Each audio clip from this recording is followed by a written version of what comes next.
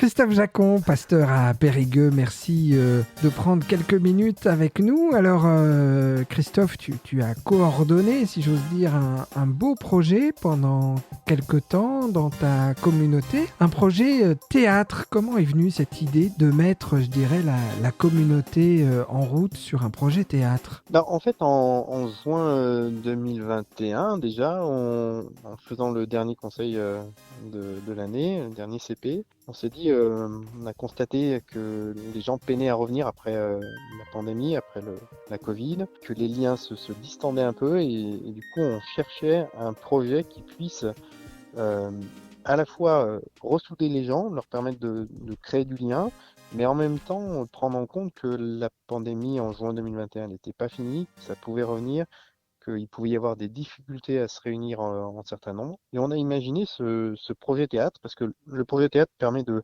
faire rencontrer des gens sur des talents divers. Il y a bien sûr ceux qui vont jouer, hein, qui sont sur le devant de la scène qu'on voit, mais il y a toutes les petites mains qui sont derrière, qu'on ne voit pas, mais qui sont utiles pour faire les décors, les costumes, pour prendre en charge la communication, etc. Donc ça permettait de fédérer finalement euh, beaucoup de monde. Et on s'est dit, bon, c'est un pari qui est risqué, c'est un pari ambitieux, mais ça vaut peut-être le coup d'y aller. Et certaines personnes ont eu des réserves sur cet ambitieux projet, puis malgré tout, on a essayé de le conduire et on a eu, je pense, raison de le faire. Et alors, donc là, on entend quelque part un théâtre comme moyen, hein, moyen de lien communautaire, d'un projet commun à construire. Alors, sur quel thème vous êtes parti? Alors, en fait, c'était 2021. On s'est dit, enfin, moi, je me suis dit, je vais me lancer dans l'écriture de quelque chose. Donc, pour que les gens puissent se réunir à deux et non pas à 15, hein, parce que monter une pièce de théâtre à 15, d'abord avec la pandémie, c'était pas sûr que ce soit faisable. Et puis, c'est beaucoup plus ambitieux. Donc, j'ai imaginé quelques scénettes plutôt à deux. Et qu'est-ce qui pouvait faire du lien, qu'est-ce qui pouvait faire du sens en 2021? Je me suis dit, ben, on va être bientôt en 2022, il va falloir un an pour monter le projet. 2022, c'est l'année où Luther a publié son Nouveau Testament en langue allemande, un projet qui a révolutionné véritablement toute l'Europe, hein. Donc du coup, on s'est dit peut-être tourner autour de cet événement à la fois culturel et cultuel, avec des scénettes qui tournent autour de la figure de Luther et comment son rapport à l'écriture, finalement, lui a permis de façonner une autre société, hein, ou de questionner la société dans laquelle il était. Et donc, vous avez joué déjà ce spectacle? Oui, alors on l'a présenté une première fois, bien sûr, en juin 2022 à Périgueux. Il a fallu donc un an, hein, pour le monter. Il a fallu des gens qui revoient les textes que j'avais écrits. J'avais écrit un projet de texte. Ils l'ont revu, tout un groupe. Après, il a fallu trouver les acteurs qui ont été volontaires. 14 acteurs quand même, donc c'était important. Les acteurs ont dû apprendre leur texte, répéter dans leur coin, etc. Il y a eu des gens qui ont créé les décors. Et puis, on va dire, d'avril jusqu'à mi-mai, on s'est retrouvés au temple, tous ensemble, pour répéter en général, avec, avec les décors, les costumes, etc. Présentation en juin, on était contents, il y avait à peu près 80-85 personnes à Périgueux pour une première. On était contents, et puis là, on l'a présenté à Toulouse pour la fête, le culte de rentrée de l'église de Toulouse, qui est un culte important. Il y avait plus de 300 personnes. Il y en a une centaine qui sont restées pour la pièce de théâtre l'après-midi. Super, ça doit aussi là être une belle énergie quelque part collective d'avoir à la fois cheminé ensemble et puis d'avoir cette réalisation. Et puis je trouve aussi chouette que vous puissiez continuer non pas avec une seule représentation, mais que vous trouviez encore l'énergie de bouger ensemble pour aller la présenter. Il y a d'autres présentations de prévues? Oui, alors il y a d'abord Bordeaux là qui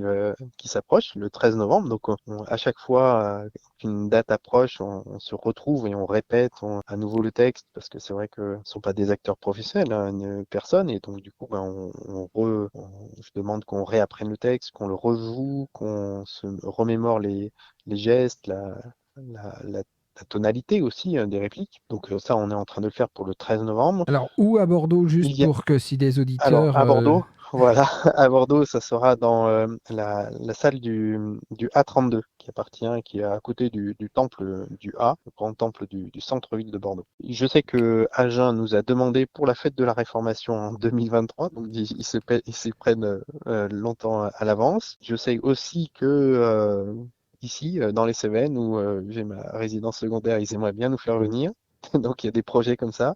Et puis à Montbazillac, on va organiser une grande fête de protestante consistoriale à l'occasion de l'ouverture des salles protestantes au château de Montbazillac. Donc ça vient d'ouvrir, hein, ça a été inauguré en septembre à l'occasion du patrimoine. Donc, on essaye de faire une grande journée et il y aura sans doute, peut-être pas tout le spectacle, mais deux ou trois scénettes de ce spectacle sur Luther. Et en tout cas, on voit bien qu'il y a un effet de troupe qui s'est créé avec ces 14. Alors, on va élargir quand toutes quand le spectacle aura fini de tourner, on va faire un repas et j'inviterai tous ceux qui ont pris part à ce spectacle pour les costumes, les décors, les textes, la communication, etc. Qu'on puisse un peu célébrer, mais on voit déjà cette dynamique de troupe et aussi un effet évangélisateur parce que forcément, quand on le présente, il y a un effet évangélisateur. On ne sait pas, par exemple, combien Luther a contribué à l'école pour les filles, hein. C'est le premier à avoir inauguré l'école pour les filles, pour des raisons discutables. Mais malgré tout, voilà, il a inauguré cette école. C'est le premier aussi à avoir s'être engagé autant sur la paternité, une façon nouvelle d'envisager et le couple, la conjugalité et la paternité, d'assumer vraiment une paternité au sein du couple, ce qui n'était pas le cas à l'époque. On ne sait pas son rôle aussi sur le divorce, etc. Donc ce sont des questions qui viennent aussi nous interpeller de plein fouet et interpeller ceux qui sont là, parfois qui sont loin des églises, nos amis catholiques, etc. Donc ça vient percuter, mais aussi c'est une façon d'évangéliser aussi les acteurs, tous ceux qui sont partie prenante de cette troupe. En fait, ils ont beaucoup appris, ils se sont réappropriés une certaine histoire protestante, une certaine façon d'envisager la foi aussi dans la cité. Et le retour du public, quel est le retour Alors, du public qui vous a vu à Périgueux, qui vous a vu à Toulouse? très bon. Il y a notamment beaucoup de publics catholiques hein, qui sont venus à Périgueux. Toulouse, c'était plutôt un public protestant puisque c'était la fête de toutes les églises protestantes. Il y avait l'église coréenne protestante de Toulouse, l'église de langue germanophone à Toulouse, etc. Donc c'était plus protestant et ceux qui sont restés sont beaucoup plus de tonalité protestante. Mais à Toulouse, à Périgueux, pardon, les retours ont été très positifs, notamment de ses amis catholiques qui fréquentent les cercles œcuméniques et qui étaient très contents de connaître par le théâtre l'implication de Luther dans des questions très, très sociétales et qui sont encore percutantes aujourd'hui. Et là, vous avez bouclé votre tournée, si j'ose dire, ou si d'autres seraient intéressés, vous pouvez étudier la question. Non, on a bouclé parce que en fait, avec la troupe, je m'étais engagé avec eux pour tourner, pour faire trois spectacles. C'est difficile pour des amateurs hein, à chaque fois de remobiliser pour un spectacle. Donc, on va le faire trois fois. À Bordeaux, ça sera la dernière. À Agen, il va falloir qu'on se décide. Et, donc, c'est toute la troupe. Hein, c'est une décision vraiment collective. Agen a formulé sa demande.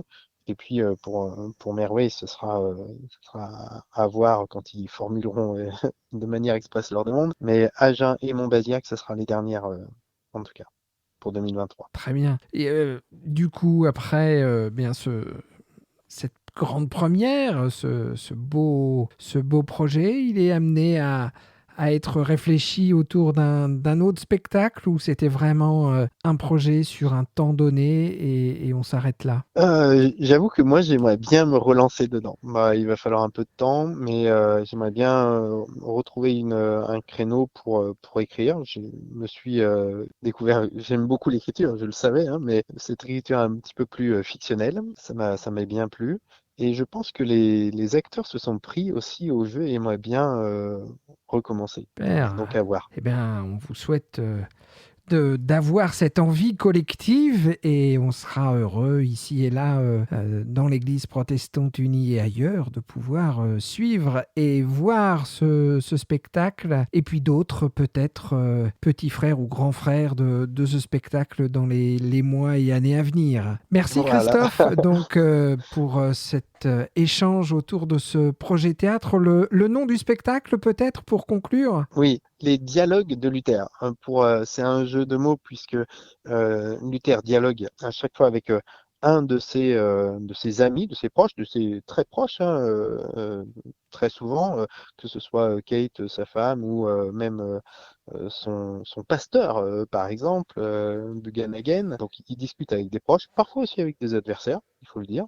Donc, ce sont des dialogues de Luther, mais en même temps, ce titre nous permet de jouer avec le fait que par-delà ces dialogues, il dialogue aussi avec nous, avec notre temps et notre société et nos questions. Eh bien, rendez-vous à Bordeaux, donc le 13 novembre, pour ceux qui ont la chance d'être dans cette région, C'est ça, 15h30 au A32. au A32. Eh bien, Christophe, Oui, du commandant Arnaud. merci encore, et puis bonne continuation à toi et à l'ensemble de la paroisse de Périgueux, tous ceux qui sont associés à ce beau projet. Merci, une trentaine de personnes quand même. Merci beaucoup, Marc. De rien, à bientôt. À bientôt. Au revoir.